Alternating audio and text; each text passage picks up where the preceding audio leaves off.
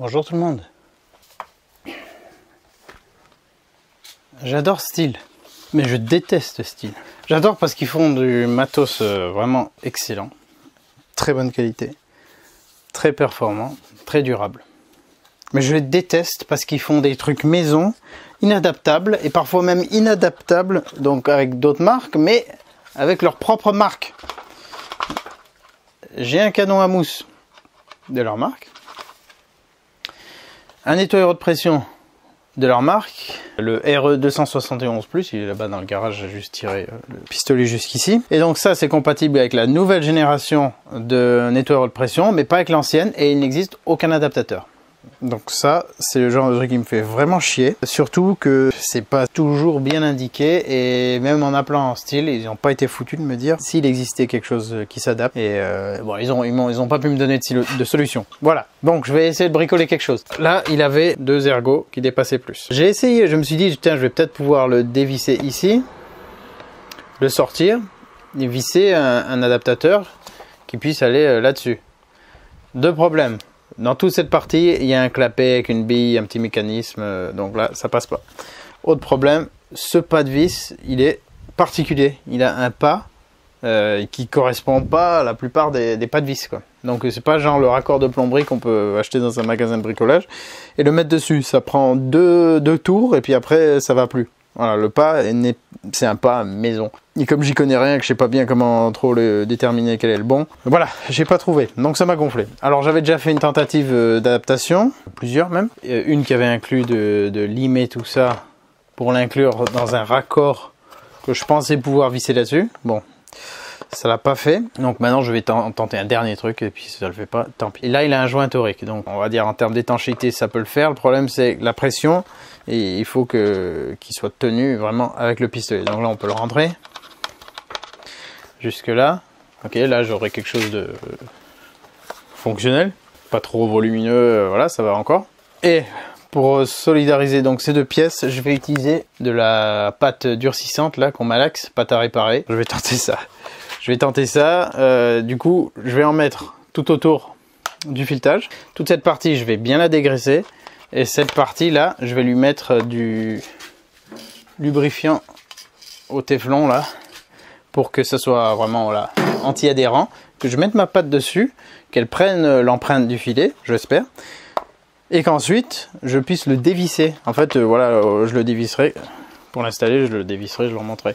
Alors que là, c'était un raccord genre quart de tour, on le mettait. Si le bon adaptateur existait, on le mettait, tac, quart de tour, ça s'installe. Voilà, je vais tenter ça. Et si ça marche, ça pourrait peut-être vous donner des idées pour certaines réparations. Pourquoi ne pas faire des trucs un peu adaptables? Merde. Je comprends bien que c'est pas le marché principal de Stihl, loin de là, le canon à mousse pour l'entretien automobile, mais bon, quand même, si vous proposez les deux produits, ce serait bien qu'ils puissent s'adapter d'une génération à l'autre, au moins créer un adaptateur maison, même qui coûte 35 balles pièce. Bon, voilà, ça m'aurait fait moins chier que de paumer ça, puisque j'aurais probablement même pas pu trop le revendre ou à perte, donc voilà, ça m'intéresse pas. Voilà, je suis en train de malaxer ma pâte durcissante que j'ai depuis un petit moment, même si elle était fermée. Elle a l'air d'avoir durci par endroits, pas de super qualité. Donc je pars pas sur une super bonne base, on va dire. Bon, je vais déjà faire un premier bout comme ça.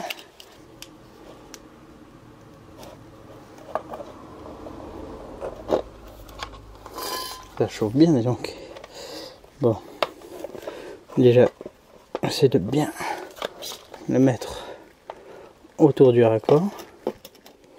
Je vais essayer comme ça, on verra bien. La pâte là était vraiment mauvaise, je pensais pas. Alors nous voilà presque 24 heures plus tard. Ça a durci. On va voir si on a eu un quelconque filetage.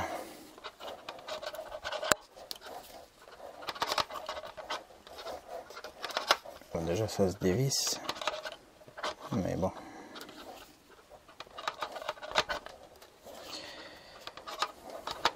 Ah, je crois que j'arrive au bout. Ouais. Bon, c'est pas le plus beau filetage du monde, mais il y en a un.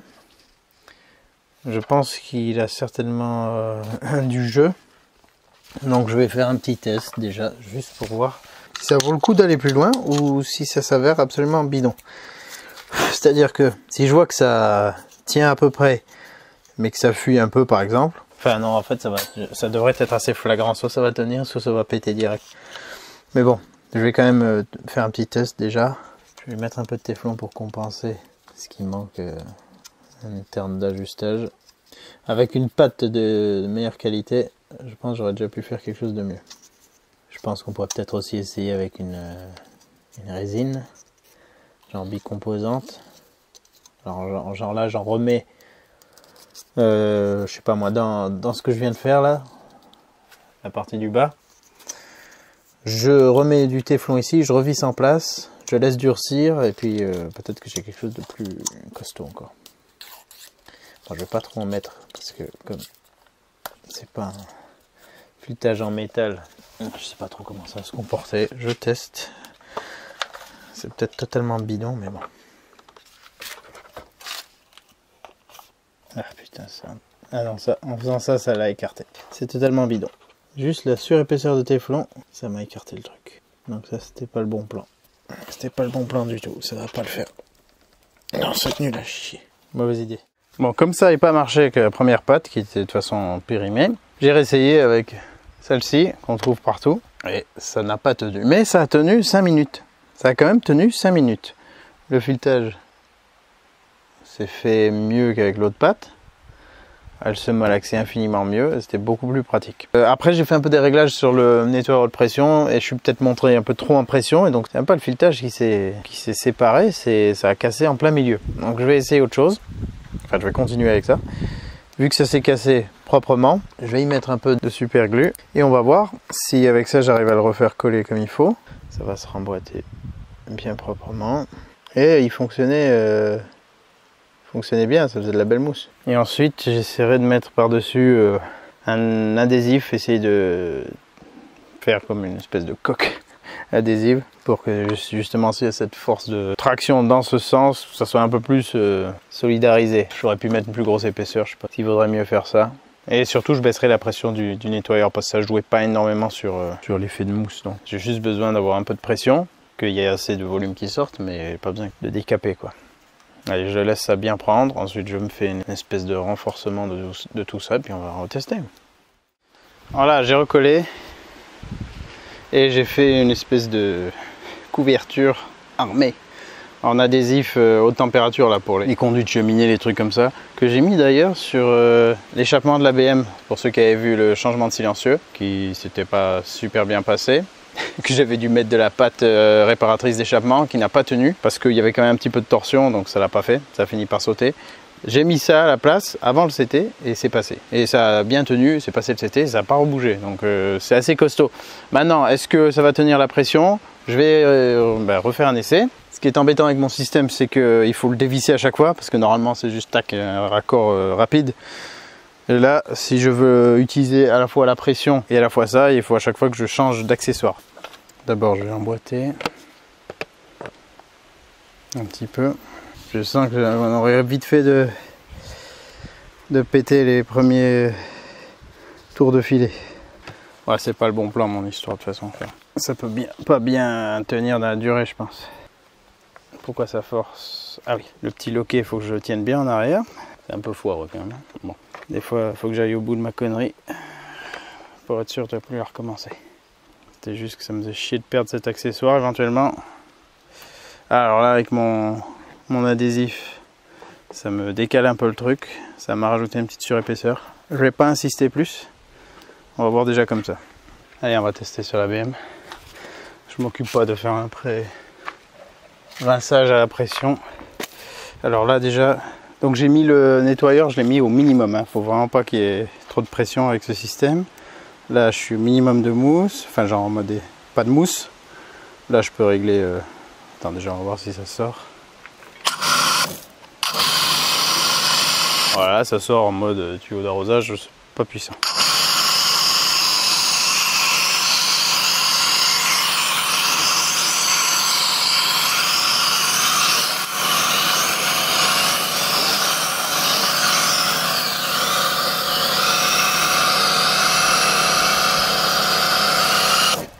Allez, on va faire entrer de la mousse. Ah ouais, là j'ai un truc qui règle l'épaisseur du flux de mousse, on va dire.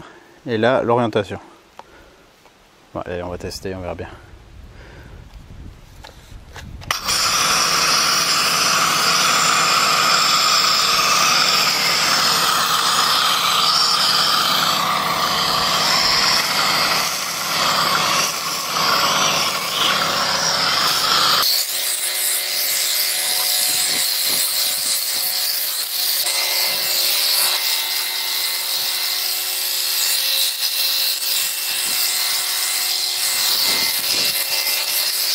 Alors je vous parle pas de la quantité de produits que j'ai mis, je me rappelle plus exactement. Et je rappelle aussi pour ceux qui sont pas au courant que j'utilise mon propre shampoing auto là de ma marque, qui lui n'est pas spécialement moussant. Et voilà, on est sur la pression minimum du nettoyeur. Bon après, l'idée de cette vidéo c'est de voir si j'arrivais à adapter tout ce bazar.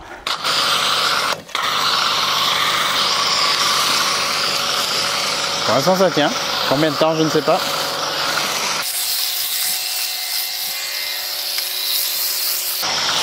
Après le canon m'a l'air pas mal, hein, si vous avez un nettoyeur de pression style le plus récent, il a l'air pas mal. Je vais faire un petit coup à la Yaris, elle connaît très peu là ce phénomène de lavage. J'avoue que celle-ci, on n'en prend pas grand soin. Puis comme elle est fiable, elle se fait pas trop rappeler à l'ordre, quoi. Elle est discrète.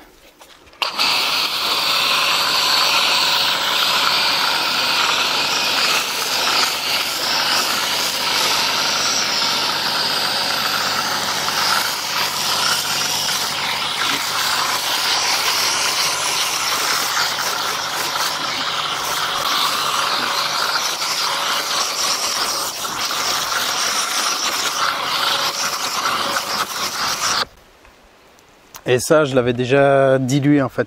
Je l'ai mis dans le réservoir du nettoyeur de pression parce qu'il a un réservoir qui permet d'envoyer du produit. Sauf que j'ai l'impression que le système qui est censé l'aspirer ne marche pas. Donc j'ai récupéré le produit que j'avais mis, je l'ai mis là-dedans et voilà. Attendez, je vous dis une bêtise. Mon produit, il n'est pas bleu du tout. J'ai dû utiliser, j'ai oublié, ça fait un moment que j'avais mis ça. J'ai utilisé l'échantillon que Stihl vendait avec leur, qui était fourni avec le nettoyeur. Et normalement, du coup, je n'essaye pas faire ça en plein soleil, ça laisse des tonnes de traces.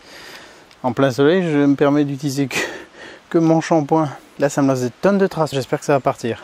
Oh là là, merde, j'ai complètement zappé. Bon, donc celui-ci, je sais plus exactement ce que c'est, si c'est un truc Stihl ou quoi, mais... la mousse ne tient pas énormément non plus. J'espère que ça va partir sans trop de difficultés. Donc là je vais vite mettre la buse haute pression et je vais rincer ça. Donc là j'ai vraiment pas de pression, c'est le minimum là. Ouais, ça fait quasiment rien là. C'est vraiment léger. Pas comme ce que j'ai utilisé pour le Ranger.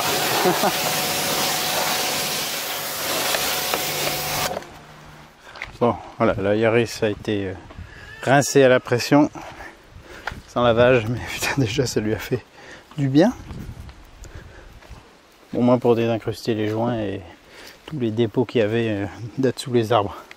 Ça commençait à devenir, bon, pas comme ça, mais ouais, comme ça. Bon, ça a tenu 2 bagnoles déjà. Je vais voir si je peux faire la E30 aussi.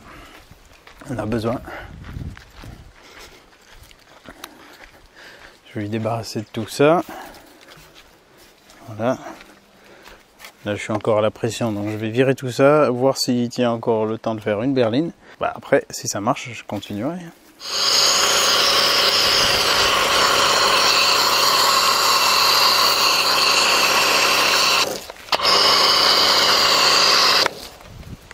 Enfin, je vais mettre un petit peu plus de pression quand même, parce que là, ça fait pas tout à fait... Ouais, je crois que j'avais mis un petit peu plus, là je suis vraiment descendu au minimum.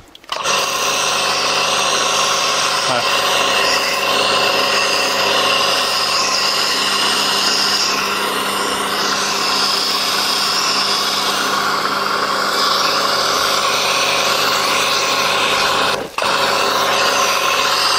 Du coup, je suis curieux de savoir ce que ça va donner avec mon shampoing, puisque c'est pas celui-là que j'utilise. Allez, prochain lavage, j'utiliserai le mien. Ah, voilà, ça a pété. Ça a cassé. Merde. Il a ressauté. Voilà, j'ai augmenté un peu plus la pression. Et j'ai l'impression qu'il a lâché. Je sais pas si c'est au même endroit que la dernière fois. Ouais, ça a l'air d'être au même endroit où j'avais mis la super glue. Bon, bah malheureusement. Malheureusement, ça va pas le faire. Putain, c'est chiant. J'ai acheté ça pour rien, quoi. Voilà, voilà. Bon, j'ai pu faire 3 voitures avec avant que ça lâche. Ce qui est marrant, c'est que c'est même pas le... Je pensais que c'était le filetage qui allait lâcher. Oh putain, j'arrive plus à le défaire du coup. Ça va pas le faire. C'est vrai qu'il était un peu dur. Bon, sinon cette pâte c'est quand même du costaud. Hein. Enfin, elle est pas mal. Mais voilà, pas sur des appareils à pression comme ça. Ça va pas trop. Ah, il va me falloir la pince. Et c'est con parce que du coup avec mon nettoyeur, il n'y a aucun canon à mousse compatible. Et comme c'est un bon nettoyeur qui me sert beaucoup pour du très gros nettoyage aussi, ça m'embêterait de le changer. À moins que j'en prenne encore un autre plus petit, mais bon, pour l'instant je reste avec mon petit pulvérisateur à mousse à pression là qu'il faut pomper toutes les 3 secondes. Voilà, bah, c'était une petite expérience. Du coup, si vous êtes chez Stihl, faites attention. Il peut y avoir des problèmes de compatibilité d'une génération à l'autre. Sinon, c'est en faisant qu'on fait. J'ai tenté, ça n'a pas marché, plus que de faire 3 voitures. Mais ce n'est que partie remise. Je lâche pas l'affaire si vite. Allez, à très bientôt. Ciao, ciao.